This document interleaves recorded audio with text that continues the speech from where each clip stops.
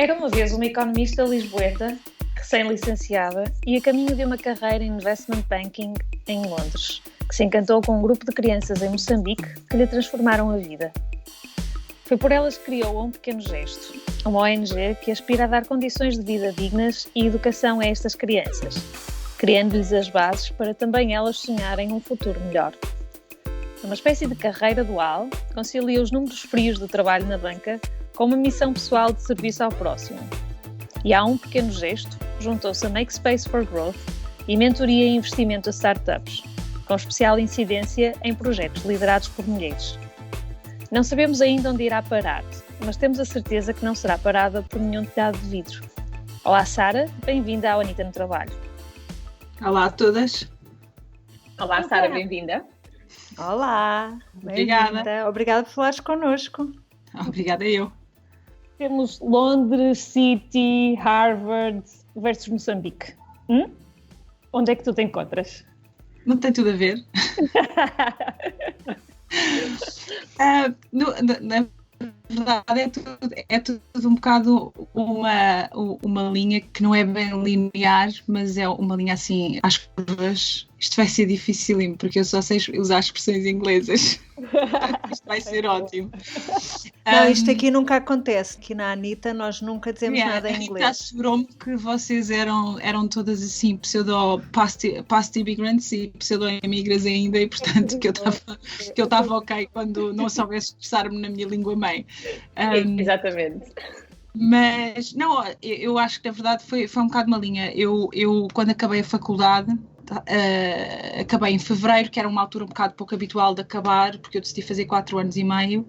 Na altura em que se estudava 4 anos como base, que eu sei que não é igual agora, e decidi ir fazer voluntariado para Moçambique.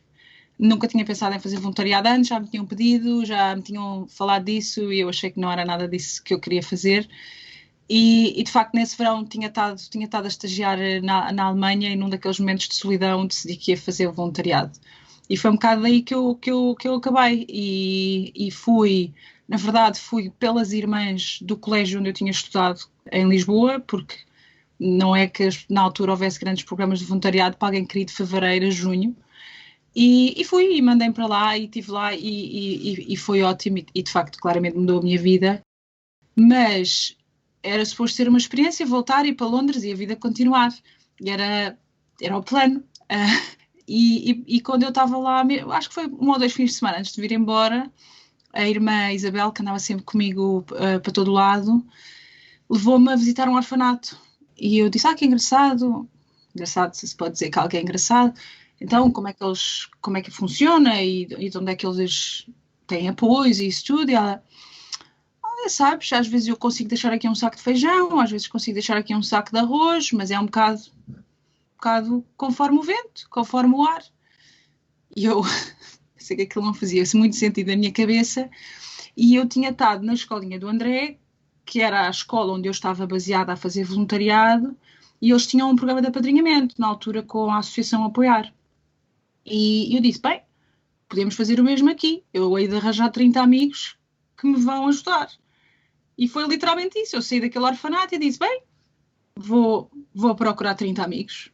30 amigos vão com certeza ter 150 euros por ano para dar, porque os valores que estávamos a falar eram esses. E começou assim, eu voltei para Portugal em junho, foi o Euro 2004, fui para Londres e mandei um e-mail a 30 ou 40 amigos e família, um e-mail daqueles que eles não podiam dizer que não é? Porque não é suposto dizer que não. Dizer, olha, não sei o quê, vou criar, porque um pequeno gesto é uma grande ajuda, porque eu vi. E foi assim que começou. E durante 3 anos isto era um projeto, nem sequer assim uma associação. Fomos crescendo devagarinho, sempre via a irmã Isabel e na altura a irmã que estava nesse orfanato, que era a irmã Isaura, e começámos. Era uma coisa, era completamente amador, conta bancária é meu nome, eu mandava os tratos para toda a gente ver, porque eu, ainda por cima obcecada por números como eu era, não queria nada de confusões. E durante 3 anos foi assim tínhamos ao fim de 3 anos tínhamos 70 crianças. E entretanto eu estava a trabalhar em Londres, em banca de investimento. Mas... Aquelas horas ótimas e sexys, não é? Até É aquelas horas maravilhosas, mas às vezes às 3 da manhã saiu um e-mail para Lisboa a falar das crianças de Moçambique, que era quando havia tempo, e havia outra coisa que fazia muito parte, que era, eu tinha uma fotografia minha das crianças, minha com as crianças, na secretária. E tive sempre, durante os primeiros 3 anos, que era naqueles momentos em que tu achas que se o tipo de letra do slide não está a bater certo e o mundo vai acabar, tu olhas para o lado e dizes, não, o mundo pode ser muito pior do que o tipo de letra que está no slide, ou o gráfico não tem a cor certa. E, portanto, na verdade, deu-me perspectiva aqueles anos todos, e usei as minhas férias para ir a Moçambique, todo o tempo que eu tinha disponível, foi um bocado como sou. E quando decidi ir para o MBA, achei que não podia continuar a fazer isto de uma maneira totalmente amadora, e foi quando criámos a associação em si, fomos buscar o registro, o reconhecimento todo, a parte legal toda, e crescemos de 70 para 350 crianças no ano só, que foi assim, facílimo. Uau! Não, foi aliado ao facto que a minha mãe reformou-se e, como tal, ela disse, olha, eu gostava de ajudar e a irmã Isabel quer que nós fiquemos com a escolinha do André. Porque, entretanto, a irmã Isabel, obviamente, já era irmã da amiga da minha mãe também. Porque a minha mãe faz facilmente amizades. E então eu disse, ok, se tu ficares com esse projeto, eu fico com o outro e tu ajudas-me a gerir, então pode ser. E pronto, mandámos-nos para isto e crescemos assim de um ano para o outro e desde aí foi sempre a crescer, só parámos de crescer para aí há 3 anos, que estabelecemos nos 900, parámos e dissemos vamos estabilizar um bocadinho, até porque nós hoje em dia fazemos muito mais do que só o apadrinhamento, e este ano vamos crescer 200 crianças. Vai ser um passo grande, mas o nosso objetivo para 2021 é 1000 crianças, já íamos nas 800 e poucas, porque há crianças que vão saindo, e portanto estamos aqui numa mega campanha de crescimento. Mas acaba por estar tudo alinhado, porque eu sei que não parece nada alinhado, mas de facto foi uma coisa, eu pensei muito quando saí do MBA, pensei muito se queria ir trabalhar permanentemente para o setor social, e aliás quase fui, mas eu entanto graduei-me em junho de 2009, que foi mesmo ali bom a seguir à crise financeira, foi espetacular, eu estava a recrutar em outubro de 2008, quem está dentro do setor financeiro sabe o que é que aconteceu no mês anterior, e portanto eu acabei por decidir voltar para o mesmo sítio onde eu estava antes e manter a um pequeno gesto de lado, ou ao lado, não é de lado, se calhar de lado não é a expressão certa, mas dedicando mais tempo do que se calhar às 3 da manhã que eu costumava fazer em banca de investimento e portanto fazer esse commitment a mim própria que eu ia ter tempo para trabalhar nisso com mais força e efetivamente eu passava os fins de semana com isso tudo. Mas foi na altura também que, desculpa interromper, mas foi na altura também que começaste a ganhar amigos para te ajudarem, imagino, também. Exato. Ou seja, pensa na nossa amiga em comum. Foi mais tarde, porque entretanto eu quando voltei para Londres primeiro tive que contratar o marido da nossa amiga em comum, não é? Aliás, quando eu me fui embora foi quando ele começou e ela também começou em Londres, mas o que acontece? Eu quando voltei para Londres e decidimos, ok, vamos ficar aqui uns anos, decidimos criar aqui uma associação também, a Little Gesture, porque de facto a agressão de fundos aqui tem toda uma outra dimensão e nós estávamos a crescer muito a área de projetos e então criámos aqui a ALG, que é o equivalente da UPG, e que nos permitiu dar um boost enorme à área de projetos. Porquê? Porque nós nunca planeámos ter tipo 5.000, 10.000, 20.000 crianças, o objetivo não é esse, o objetivo de facto, e nós até alterámos o nosso mission statement aqui há uns anos, o nosso objetivo é mudar a vida de cada criança. E para tu mudares a vida de cada criança, tu dás um apoio standardizado ao base, mas depois é caso a caso, porque depois aquele quer ir fazer o curso de eletricidade, a tia teve um acidente e afinal tem que ir para a casa da avó que não tem telhado e portanto tens que ir construir, ou então aquela ficou grávida mas na verdade ela até quer estudar e será que... Portanto, tu tens de ter uma capacidade de apoio que é personalizado. Hoje em dia, como já fizemos 10 anos de projetos, não é? Já tentamos standardizar um bocadinho os projetos para ser mais fácil, porque senão não, estás sempre 1 a 1. E, por exemplo, este ano estamos a tentar criar caixas de pequenos negócios, que é, ok, esta mamã precisa de uma atividade económica, como é que... Está aqui 5 hipóteses, queres criar cabritos, galinhas, ter uma quinta, mas isso tudo foi uma aprendizagem, não é? E para isso é preciso fundos para o fazer. E então criámos aqui, foi aí ao criar aqui a associação, alargámos para além disso. Entretanto, isto é um negócio assim meio familiar também. Entretanto, a minha irmã também decidiu fazer uma pausa na carreira e começou a voluntariar na altura em part-time e hoje em dia full-time, e ela que gera parte toda de projetos e de angariação de fundos, e portanto deu-nos uma capacidade muito maior. E também temos uma equipa de 4 em Lisboa que de facto dá mais estrutura, mas no princípio isto era tudo voluntariado, parte porque trabalhar em finanças também permitia isso, não é? Porque também permitia fazer essa escolha, permitia-me ir lá e permitia-me ter várias pessoas a quem pedir dinheiro que tinham dinheiro para dar, e portanto isso também foi, no final, não foi uma linha reta, mas foi uma coisa que se reforçou muito de um lado para o outro. Acho que uma coisa, se calhar não tinha perdurado nenhuma delas, umas é a outra. Sara, 2 perguntas. O braço britânico, a Little Gesture, também atua em Moçambique, tal como Um Pequeno Gesto? E a segunda pergunta é, todas as pessoas que trabalham convosco são voluntários? Então, a ALG, a Little Gesture, no fundo é independente, mas tem pessoas do board comum e os objetivos são exatamente os mesmos. A ALG não faz apadrinhamento, nós só fazemos apadrinhamento em Portugal, porque nós tentamos que haja uma relação mínima que é estabelecida entre a criança e o padrinho. É claro que eu digo mínima porque estou a ser realista. Há uma carta que se escreve, há um postal que é enviado, o padrinho às vezes manda qualquer coisa para o aniversário. Sim, já tivemos o raro caso de falar por WhatsApp, mas é melhor nem falar muito nisso porque é francamente difícil, mas às vezes pode acontecer um técnico estar a fazer uma visita e ter isso. Mas de facto nós valorizamos isso e para isso é preciso falar português. Portanto, é o PG que faz o apadrinhamento. Mas todos os projetos à volta de infraestruturas, de alimentação, pré-escolas, bolsas universitárias, que é tudo à volta da criança e da comunidade, são financiados ou pela UPG ou pela ALG, pela equipa de Moçambique. Portanto, os nossos coordenadores em Moçambique são, para uma associação só. A UPG é a instituição reconhecida em Moçambique, em termos legais. Da tua segunda pergunta, nem toda a gente que trabalha com a UPG é voluntária. A família é toda voluntária. As 4 pessoas que trabalham na sede connosco são colaboradores remunerados e fomos sempre crescendo devagarinho. Começámos com apadrinhamento, depois projetos, depois angariação de fundos e o ano passado com uma assistente financeira. Foi uma decisão difícil porque no princípio nós passámos uns anos em que aplicávamos literalmente 98 cêntimos ao euro no terreno, que não encontras em lado nenhum.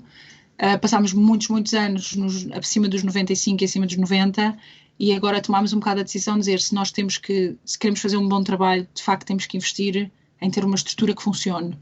E portanto agora provavelmente vamos passar uns anos em que o nosso target é aplicar mais de 80 e sempre mais do que 80, mas que eu tive que largar as minhas ideias antigas e retrógradas, mas admitir que de facto quando uma empresa cresce tem que ter isso. Em Moçambique, os coordenadores são nossos prestadores de serviços, portanto eles são remunerados.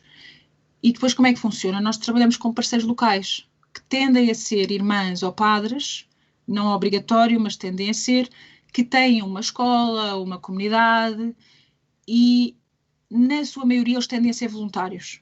Às vezes podes dar uma ajuda de custos ou isso, mas eles tendem a ser voluntários, já variou com o tempo. O que nós pedimos a todos é que eles tenham um técnico júnior que no fundo anda de porta a porta a visitar famílias, a ver se as crianças estão bem, a ajudar a fazer compras, a mandar contas, relatórios, e é meio remunerado. Normalmente nem é full time, eles estudam, muitos deles são nossos bolseiros universitários, muitos deles, portanto tens ali uma estrutura local, mas que nós nem consideramos muito estrutura nossa essa. É essencial para implementares um projeto teres alguém que o implemente. Portanto, voluntários puros normalmente é a família e depois aqui no UK todas as trustees são voluntárias e todo o trabalho que nós temos aqui é voluntário, porque nunca, obviamente também fazemos um bocadinho uso da estrutura central de Portugal, e da estrutura de Moçambique, e portanto aqui é tudo voluntário. Tu sentes que ainda falta ao PG? Onde é que tu vês? Qual é o teu sonho? Que há claramente aí uma missão, há claramente aí um sonho por detrás também. Imagino que te dê alguma perspectiva do que é que tu gostavas que acontecesse nos próximos anos. Olha, isto tudo começou sem um sonho, isto tudo começou porque um pequeno gesto é uma grande ajuda. E se tu me dissesses quando eu mandei aquele e-mail de 2004, que eu acho que ainda tenho impresso aí em algum sítio, que isto ia dar aqui, eu achava que não devia estar a falar da mesma pessoa. Mas se eu pensar em termos de objetivos ou de como é que eu vejo, eu acho que um dos meus grandes objetivos nos últimos anos foi que a UPG conseguisse operar sem mim. Isso foi essencial para mim, especialmente quando eu tive a minha primeira filha, porque eu tinha a noção que o meu tempo ia reduzir-se, não é? Porque eu costumava trabalhar todos os fins de semana para a UPG e eu sabia que não ia ter isso. Portanto, hoje em dia eu trabalho à noite, em vez de trabalhar ao fim de semana. E isso verificou-se, e isso é possível. É óbvio que trabalhamos melhor se eu não tiver a pendurar tudo, mas já não há, todas as decisões não dependem de mim, tá?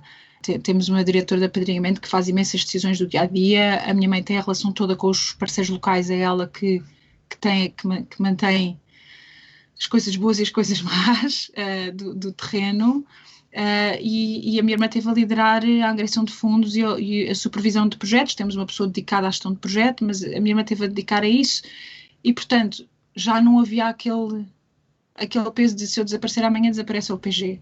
Portanto, isso era uma coisa super importante, que é óbvio que há sempre o espírito de missão e a fundadora acaba por ser uma pessoa que leva muito para a frente, mas hoje em dia a UPG já não sou só eu, e era uma coisa importante e que eu acredito que não sou. E olhando para a frente, assim, o objetivo de qualquer ONG devia ser ficar sem negócio, não é? Era o sonho, era toda a gente ficar empowered e toda a gente quebrar o ciclo da pobreza. Eu não sou assim tão idealista e não acho que isso vai acontecer nos próximos anos, mas eu acho que para nós é de facto nós aumentarmos um bocadinho a escala, 2, 3 anos, para nos permitir que esta estrutura de 4 pessoas seja a estrutura 4 a 5, que nós estamos agora a planear a alargar um bocadinho a equipa, mas que essa estrutura seja fixa, que consigamos financiar isso e daí fazer os projetos todos associados a isso. Portanto, provavelmente na volta do 500 mil é o objetivo a 3 anos. E as tais 1000 crianças. Nós não aumentamos muitas comunidades, e esse é o bocado de curto prazo. Queres fazer um bom trabalho ali, temos vários projetos em algumas escolas onde estamos em cima das crianças, como apoio ao estudo, uma pré, uma alimentação na escola, que ajuda, e temos outras onde só temos apadrinhamento. Portanto, o meu objetivo seria conseguirmos dar mais apoio desse combinado em todos os projetos onde nós estamos. Às vezes as dificuldades são mais locais do que nossas, mas o objetivo é esse. Portanto, eu sei que é um objetivo que não parece um grande sonho, porque é um objetivo mais de curto prazo, mas a verdade é que o objetivo de longo prazo é sempre que não precisem de nós. Portanto, é difícil eu ter outro que não seja esse. Portanto, eu acho que é mesmo ter estabilidade para poder garantir no terreno que nós vamos financiar os projetos e que temos aquele extra de flexibilidade. No dia em que há umas cheias, nós mandamos 10 mil euros no mesmo dia para apoiar com famílias, com água, com o que for, como já aconteceu nas cheias de 2013, aconteceu, ainda agora tivemos cheias outra vez, estamos a fazer outra vez o levantamento, onde é que é preciso reparar casas, onde é que é preciso, e isso é preciso ter disponibilidade financeira. A verdade é que volta aos números, mas o mundo é um bocado assim. Nós para isso precisamos ter os nossos projetos do dia-a-dia financiados e uma equipa que funcione para poder, no dia, ok, houve este problema, vamos reagir, porque nós orgulhamos muito de sermos uma organização pequena e de tomarmos decisões muito rápido e não sermos muito burocráticos. E isso é importante, porque ou tu és enorme, e atenção, eu acho que há lugar no mercado para toda a gente, e estou aqui a desviar um bocadinho da tua pergunta, mas ou tu és enorme e de facto you throw money at the problem, e depois dinheiro e funciona, ok, Gates, isso funciona, porque resolves um problema base maior. Ou então, se és como nós, aquilo em que nós acreditamos é grassroots, que é da comunidade, como é que tu mudas pessoa a pessoa e comunidade a comunidade. E para isso tu precisas estar lá para eles todos os dias, e precisas estar ligado a eles todos os dias. E portanto, eu acho que para nós, o objetivo para a UPG é esse, é conseguir estar lá para estas 1000 crianças, mais 2000 que nós apoiamos em cima do apadrinhamento todos os dias, com outros projetos, e garantir que de repente de um dia para o outro as coisas não falham, especialmente com a crise económica que se avizinha. Sara, para quem também nos está a ouvir, e pronto, como nós conhecemos um pouco a UPG, graças pronto, a mim também, que já falei várias vezes e já fiz várias angariações, mas conta-nos um bocadinho como é que é. Já mencionaste que são 150 euros, mais ou menos aproximadamente por ano, o que é que isso depois se reflete? E também uma parte que eu gostava que mencionasses é depois também o longo prazo, que também já me disseste um pouco, com alguns que querem depois ir para a universidade, ou seja, que não termina só nos estudos básicos, que depois também há um apoio. O apadrinhamento, que é a base do UPG no fundo, hoje em dia a média são mais ou menos 180 por ano. Há uns projetos mais, uns menos, mas até estamos a tentar pôr tudo mais ou menos no mesmo nível, que dá mais ou menos, eu devia saber exatamente, mas pode dar qualquer coisa entre 11 a 12 euros por mês, porque há muita gente que escolhe pagar por débito direto e para nós é ok.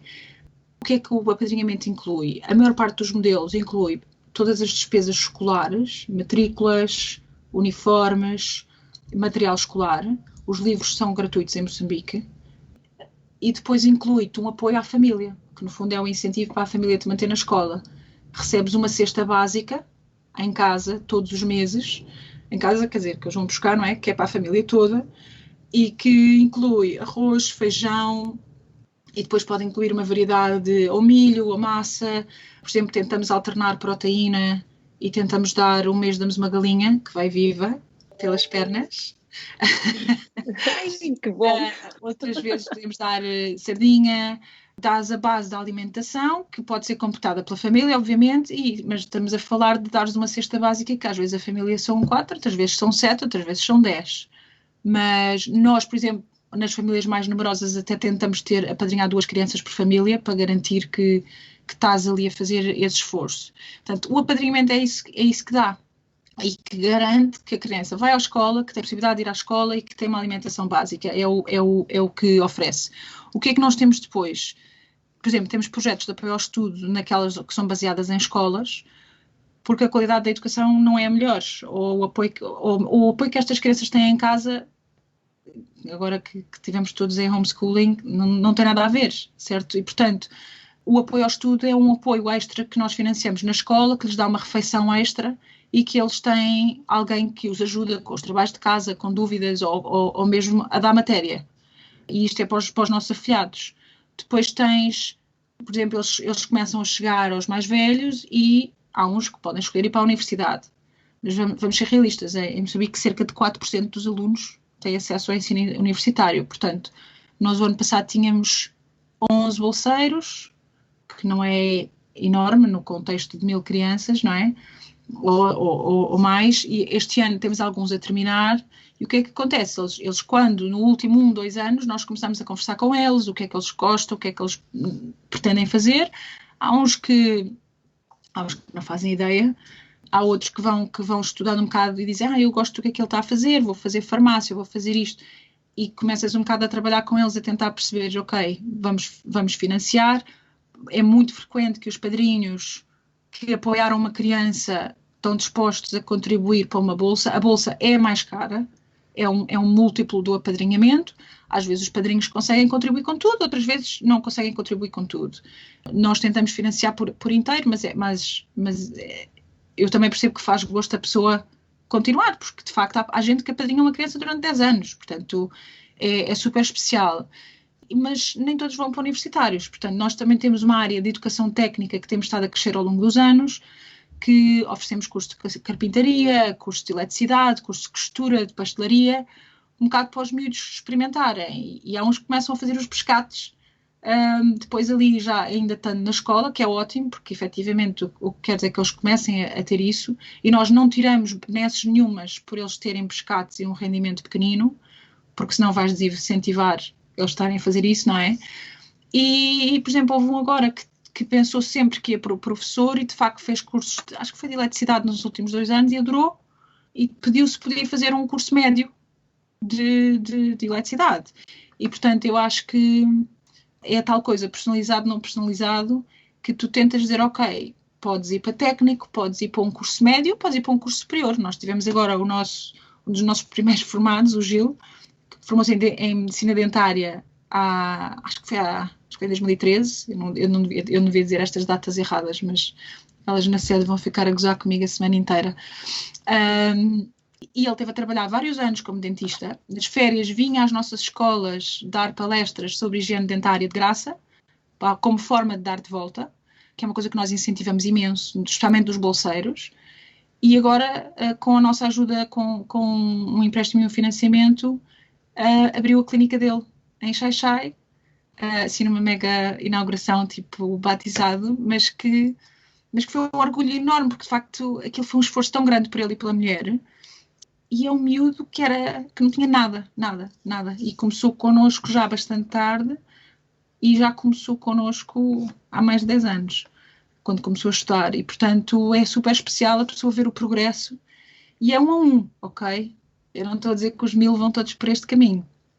É uma lição que tu aprendes quando estás a trabalhar em Moçambique. É que o objetivo não é 90% de success rate, é 1 a 1.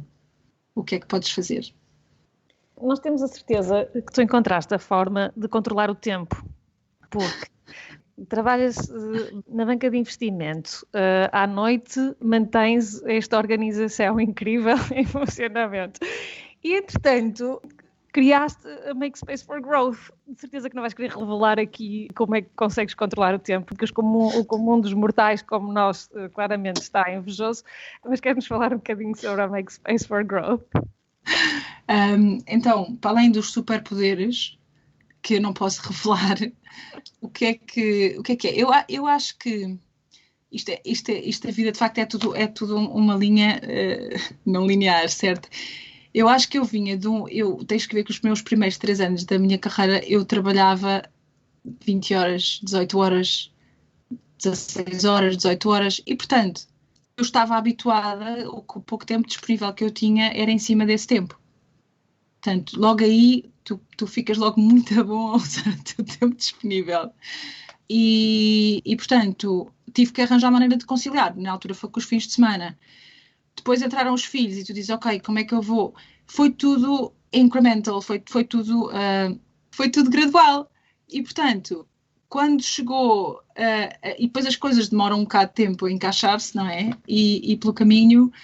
obviamente há muitos tormentos pelo caminho e depois eu sempre escrevi imenso, sempre desde pequena escrevi imenso e quando fui para a MBA tinha começado um blog, nunca, às vezes passava um ano sem lá passar e então em 2018 foi daquelas coisas que a pessoa diz, este ano é que eu vou acabar aquele de um dos 5 livros que eu já comecei. E eu disse, não vai ser este ano, não vai ser para o próximo e não vai ser nos próximos 10, não vai acontecer. Mas eu vou escrever na mesma. E então comecei o Make Space for Growth e disse, eu vou escrever todas as semanas. E vocês tiveram aqui um podcast há um tempo sobre os hábitos, que eu gostei imenso, porque eu até recomendei à Rita ler o Atomic Habits, do James Clear, e de facto os hábitos regulares e incrementais ajuda. Ela vai mostrar o livro, eu acho. Ajuda bastante. Eu acho que ela está a ir buscar o livro. Acho que sim. Exatamente. E portanto eu decidi que ia fazer da escrita um hábito que fazia parte da minha vida e escrevia durante estes anos todos, normalmente era à segunda à noite para publicar à terça-feira e decidi que ia escrever sobre os três grandes pilares da minha vida, que era o meu trabalho, não é? Que eu hoje em dia já nem faço banca de investimento puro, eu faço estratégia maioritariamente, estratégia de negócio, que era a UPG, que obviamente é uma coisa que me define, e todo este mundo paralelo de ser mãe, gerir isto tudo e te manteres fiel a ti próprio. No final foi muito mais este terceiro pilar do que qualquer um dos primeiros. Quando eu estou organizadinha escrevo mais sobre negócio, mas a verdade é que acaba por ser... Eu estou sempre a gozar a dizer, as pessoas dizem, onde é que arranjas tempo? Eu, em vez de ir ao psicólogo, eu escrevo. Portanto, é uma forma de reflexão para mim semanal e acabo por escrever sempre um bocado sobre temas da semana. E à medida que fui começando a escrever, o feedback foi ótimo, no sentido de facto, havia muitas mulheres que se viraram e disseram, ok, a parte boa é que ela não tem superpoderes. A outra parte boa é que ela é uma pessoa normal como os outros, que também tem lutas e desafios como os outros. E de facto eu percebi-me do quão importante era essa mensagem, de quão diferente eu era de estar disposta. Por exemplo, eu falo imenso de mental health, porque eu tive uma depressão em 2015, na altura fiz terapia, e digo a toda a gente que me quer ouvir, sou uma pessoa muito melhor do que alguma vez fui antes. E foi isso que abriu a perspectiva de growth na minha vida, de crescimento, que foi um bocado isso, calma, nós somos seres em evolução, e portanto nós passamos horas e horas, vamos à universidade, à escola, não sei o quê, e depois para ali, depois só a parte técnica é que se desenvolve, e então descobri um bocado todo este mundo de famoso self-development, e quase self-help, e comecei muito mais focada aí, e de facto o feedback tem sido... E eu não preciso de feedback de milhares, mas às vezes uma pessoa manda uma mensagem a dizer, olha Sara, não falava contigo há anos, mas obrigada por ter escrito aquilo, porque naquele dia era mesmo o que eu estava a precisar de ouvir. E para mim é suficiente, porque de facto, se conseguires ajudar uma pessoa com cada uma das tuas ações, eu acho que já é enorme. E depois... Uma vez mais, um pequeno gesto, uma grande ajuda. Olha, deve ser, se calhar eu nasci com esse strapline, mas ninguém me disse. Não vai, depois o ano passado foi assim mais uma daquelas pancadas que me deu na cabeça, mais uma vez, gradual. Eu acho que também se pode dizer incremental, by the way. Sim. E que houve um dia que eu disse assim, o meu marido virou-se assim, tu tens qualquer coisa na cabeça hoje? Eu, não se passa nada. Eu conheço, tipo, tu tens aí qualquer coisa que vais ter que me dizer, não é? E eu, não, é que é aqui uma ideia, mas se eu te disser depois eu vou ter que fazer e é melhor não. E ele diz lá, eu estava aqui a pensar em lançar um podcast, Zero Experience, sobre mulheres durante a pandemia. E ele olhou para mim e eu pensei, pronto, agora vai-me dizer que foi desta que eu perdi a cabeça. E ele, isso é ótima ideia. E eu, é ótima ideia. Eu não tenho tempo para lançar um podcast. Então foi tipo um filme completamente ao contrário, com ele a dizer-me, claro que tens tempo, se é importante, tens tempo. E eu, ok, tipo, não devo estar a falar com a pessoa. Mas efetivamente lancei o Make Space for Growth podcast, mas no mesmo conceito, de trazer histórias reais de mulheres completamente leaders, aquelas que as pessoas acham que têm superpoderes, mas que todas, e até agora entrevistei 12, foram espetaculares em partilhar a parte autêntica da vida e a parte autêntica de desafios e disso tudo. E, portanto, continuo nesta minha missão. O ano passado era Finding Growth in a Crisis e este ano é o Moment of Lift, porque acho que estamos todos a precisar de sair do sítio onde estamos para cima. E, portanto, não volto a dizer, não tenho uma magia para o tempo. Eu acho que vocês também falaram aqui, eu também andei-me a dar artigos à Rita do Bullet Journal, que vocês também são, assim, amigas do Bullet Journal. Ela vai mostrar a foto. Não é? Espera, está aqui. Está aqui. Olha. E há 3 anos atrás foi uma amiga no meio deste meu overwhelm, devia haver um jantar de janeiro em que eu estava de género, o mundo vai-se todo desmoronar a certa altura, certo? E isto não dá para manter. E ela disse, esta coisa muito gira do Bullet Journal, nunca ouvi falar, vou experimentar. E é muito engraçado, porque eu não sigo à risca, mas de facto faço consistentemente, já vou no 4º ano, mas criou-me um conceito de intentional living.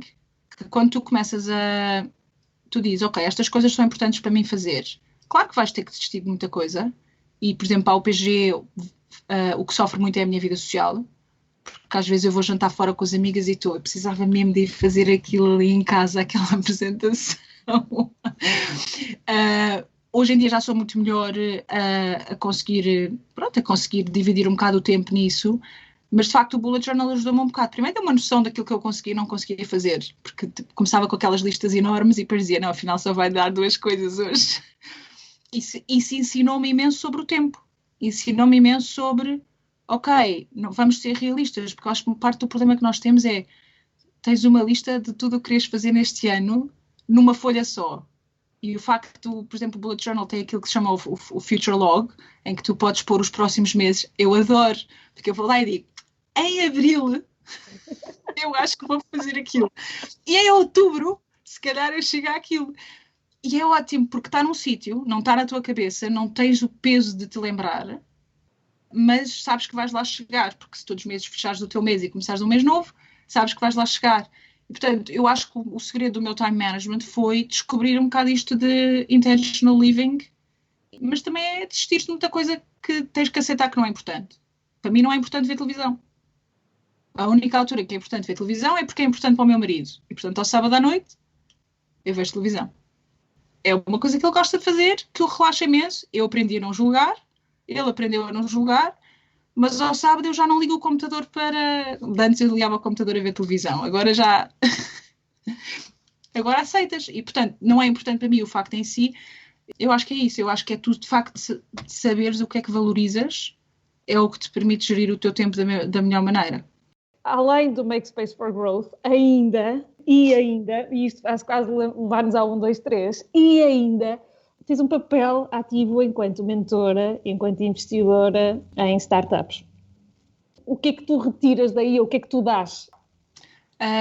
Então, em termos de investimento, obviamente, se Deus quiser, retirarei retornos eventualmente, mas eu digo sempre, quando fazes alguma destas decisões, umas são mais pequenas, umas são maiores, que eu não gasto dinheiro em carros caros ou em roupa. Tipo, eu mantive os meus hábitos bastante frugais ao longo dos anos e, portanto, há pessoas que vão comprar uma mala da Louis Vuitton e eu invisto numa startup, ok? Graças a Deus posso, porque tenho o rendimento que tenho.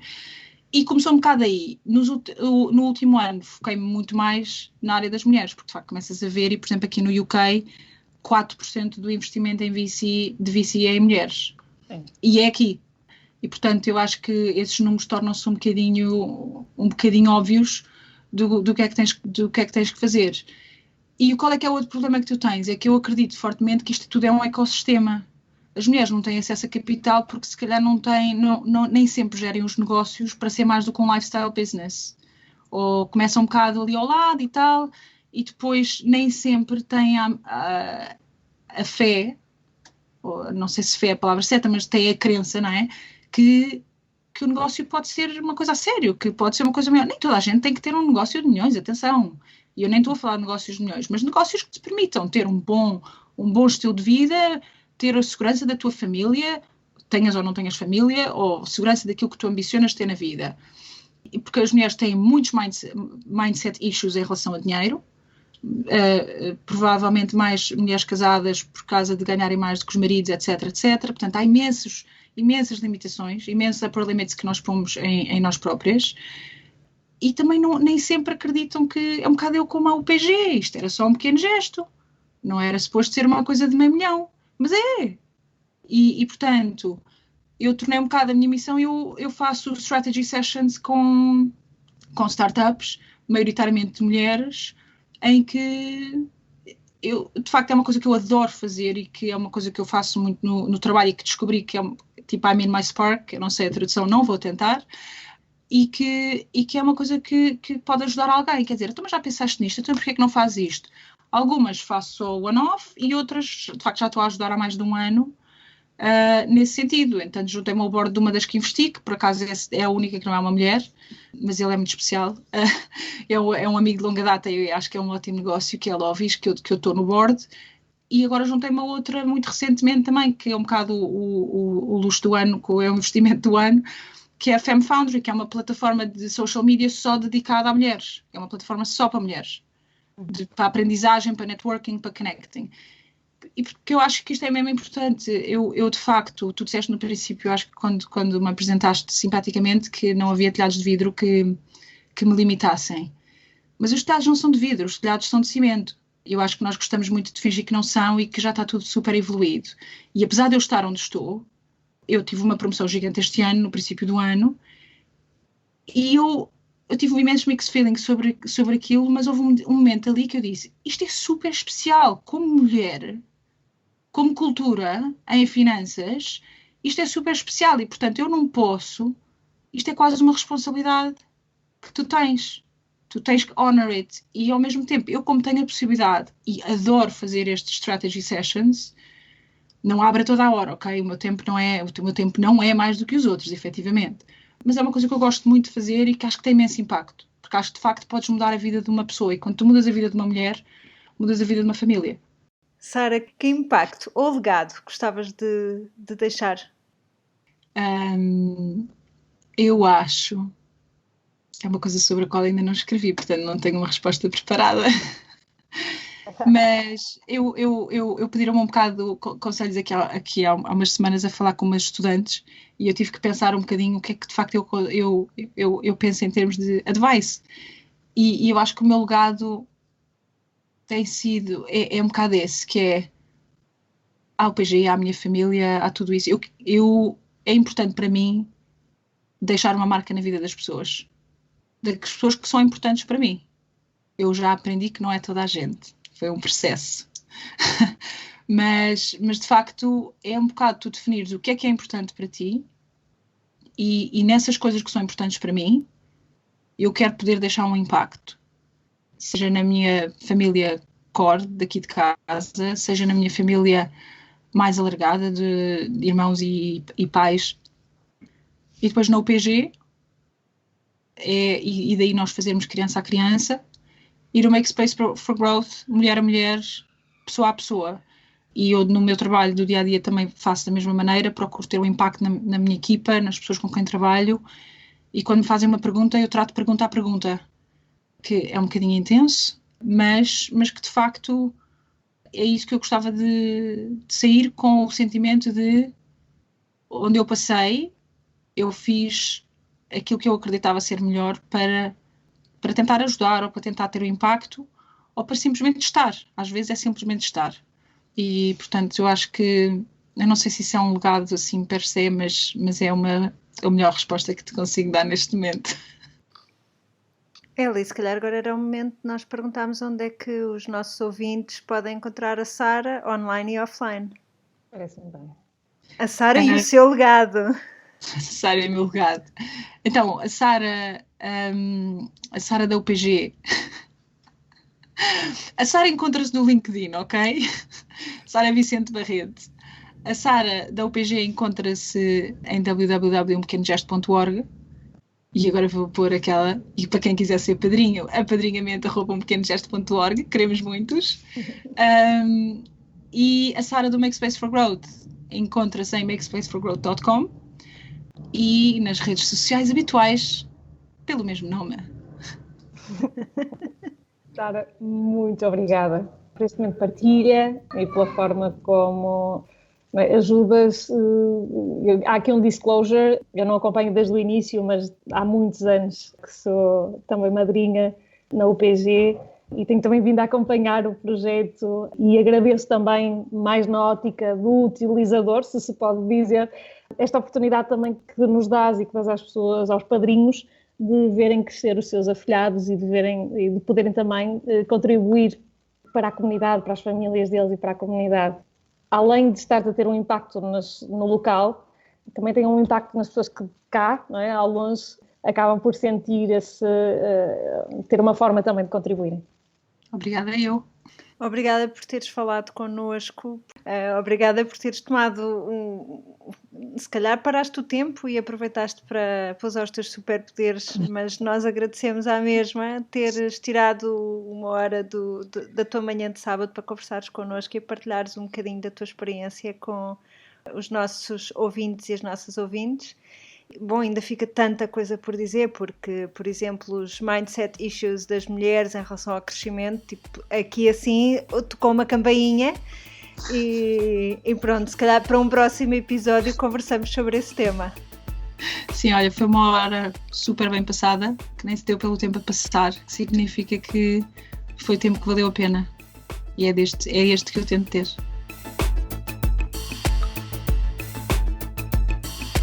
A Anitta regressa ao trabalho quando bem lhe apetece e pode, idealmente a cada semana, mais coisa, menos coisa, com um ponto de situação nos seus projetos. No entanto, como boas aspirantes à omnipresença, continuamos ligadas no Instagram, em Anita_no_trabalho e ainda em www.anitanotrabalho.com, onde poderão conversar connosco através da secção Querida Anitta, ou ainda no Facebook em Anitta no Trabalho. Anitta no Trabalho é um podcast produzido por Ana Isabel Ramos, designer, ilustradora e knitwear designer em airdesignstudio.com e no Instagram como air_billy. Eliana Soares, marketeer e estratega em nautilo.net e no Instagram como Alice_in Wonderland. E ainda a participação especial de Ana Rita Santos, Business Development Manager, no Instagram como Rita Ana. Até para a semana! Até para a semana!